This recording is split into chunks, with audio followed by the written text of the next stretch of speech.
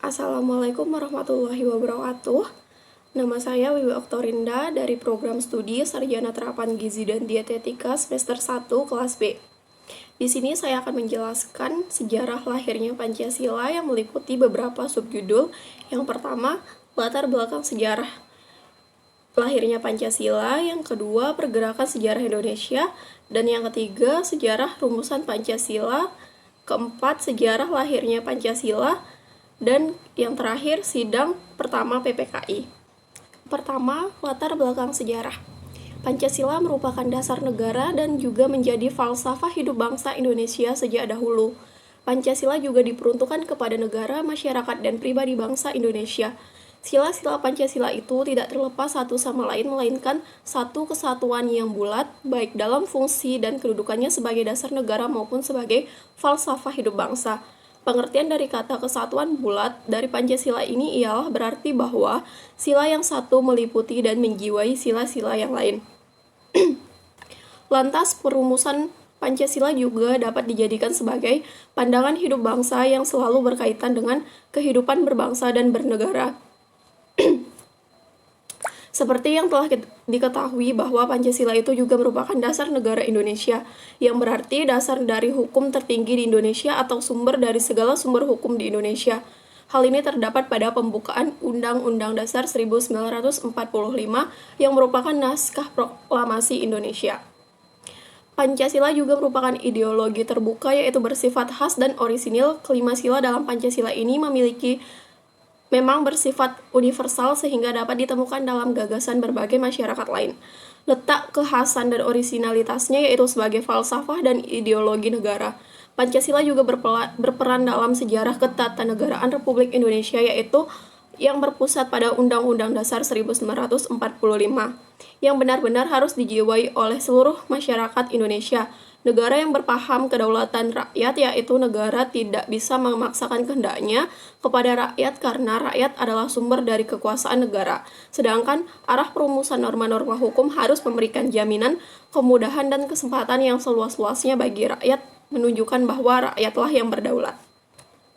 Yang kedua, pergerakan sejarah Indonesia. Pergerakan nasional Indonesia ditandai dengan berdirinya organisasi Budi Utomo pada tanggal 20 Mei 1908 yang dikatakan sebagai pergerakan karena bersifat modern.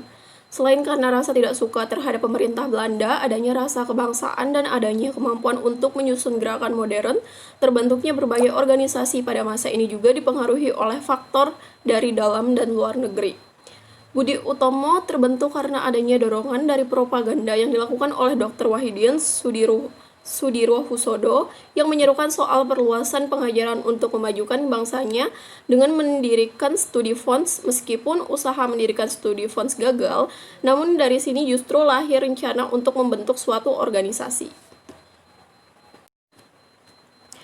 Budi Utomo sebagai sebuah perkumpulan mempunyai kedudukan monopoli yang membuat organisasi ini berkembang pesat. Akan tapi, banyak orang memandang Budi Utomo sebagai organisasi yang lembek karena tujuannya.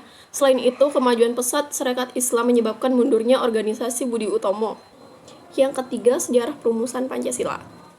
Proses perumusan materi Pancasila secara formal tersebut dilakukan dalam sidang-sidang BPUPKI pertama, sidang Panitia 9, sidang BPUPKI kedua, serta akhirnya disahkan sebagai dasar filsafat maupun ideologi Negara Kesatuan Republik Indonesia. Sidang BPUPKI pertama dilaksanakan pada tanggal 29 Mei sampai 1 Juni 1945, sedangkan sidang kedua dilaksanakan pada tanggal 10 sampai 16 Juli 1945.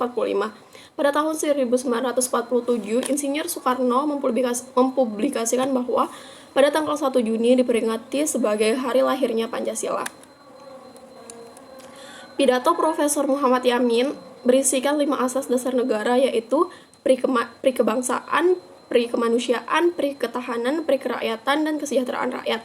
Selanjutnya, Supomo menyatakan gagasannya tentang rumusan 5 dasar negara, yaitu persatuan, kekeluargaan, keseimbangan lahir dan batin, musyawarah, dan keadilan rakyat. Pada tanggal 1 Juni 1945, Soekarno menyampaikan pidatonya pada sidang BPUPKI. Isi pidatonya terdapat beberapa susunan terkait 5 asas sebagai dasar negara Indonesia, yaitu nasionalisme atau kebangkitan nasional, internasionalisme atau perikemanusiaan, mufakat atau demokrasi, kesejahteraan sosial, dan keutuhan yang berkebudayaan. Setelah Undang-Undang Dasar 1945 berlaku kembali sebagai konstitusi di Indonesia sejak Dekret Presiden 5 Juli 1959 dan Dasar Negara Republik Indonesia termuat di dalam alinea keempat pembukaan Undang-Undang Dasar 1945 yang dinamakan dengan Pancasila. Adapun tata urutan dan rumusan Pancasila yang termuat di dalam pembukaan Undang-Undang Dasar 1945 adalah 1.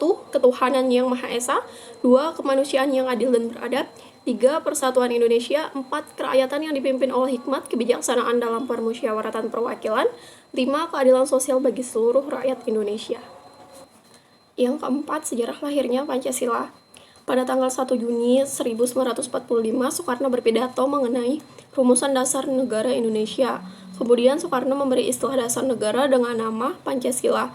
Menurut Profesor Mr. Muhammad Yamin, perkataan Pancasila berasal dari bahasa Sanskerta yang terdiri dari dua suku kata dan mengandung dua macam arti, yaitu panca artinya 5 dan sila artinya batu sendi, alas atau dasar. Sedangkan menurut huruf Dewanagari, sila yang artinya peraturan tingkah laku yang penting, baik, atau senonoh. Dari kata sila ini dalam bahasa Indonesia menjadi susila, artinya tingkah laku yang baik. Sehingga dapat disimpulkan bahwa Pancasila merupakan dasar negara dan pandangan hidup bangsa Indonesia. Sebagai pandangan hidup bangsa, Pancasila mengandung nilai-nilai luhur yang berada, tumbuh, dan berkembang bersama dengan bangsa Indonesia sejak dahulu kala. Oleh karena keluhuran dan sifat nilai-nilai Pancasila tersebut, dia merupakan sesuatu yang akan dicapai dalam hidup masyarakat pendukungnya, yaitu masyarakat Indonesia.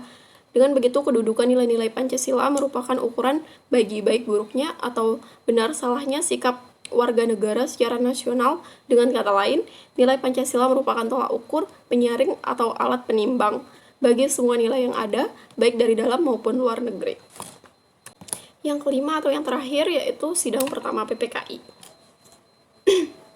Berikut merupakan beberapa keputusan dan hasil sidang PPKI pada tanggal 18 Agustus 1945 atau hasil sidang PPKI yang pertama. Yang pertama, mengesahkan Undang-Undang Dasar 1945. Hasil sidang PPKI pertama adalah mengesahkan Undang-Undang Dasar sebagai konstitusi negara. Selain itu, juga dilakukan revisi Piagam Jakarta di mana kalimat ketuhanan dengan kewajiban menjalankan syariat Islam bagi pemeluk-pemeluknya diganti menjadi ketuhanan yang Maha Esa. Yang kedua, mengangkat Soekarno sebagai presiden dan Muhammad Hatta sebagai wakil presiden. Hasil sidang pertama PKI berikutnya adalah memilih dan mengangkat presiden serta wakil presiden Indonesia atas usulan Otto Iskandar Dinata. Secara aklamasi, Insinyur Soekarno terpilih sebagai presiden Indonesia pertama didampingi oleh Dr. Andes Muhammad Hatta sebagai wakil presidennya. Dan yang ketiga, membentuk komite nasional. Sidang PPKI juga memutuskan pembentukan sebuah komite nasional. Fungsi komite nasional ini adalah untuk sementara membantu tugas-tugas presiden sebelum terbentuknya MPR dan DPR. Mohon maaf apabila ada kesalahan. Sekian, terima kasih.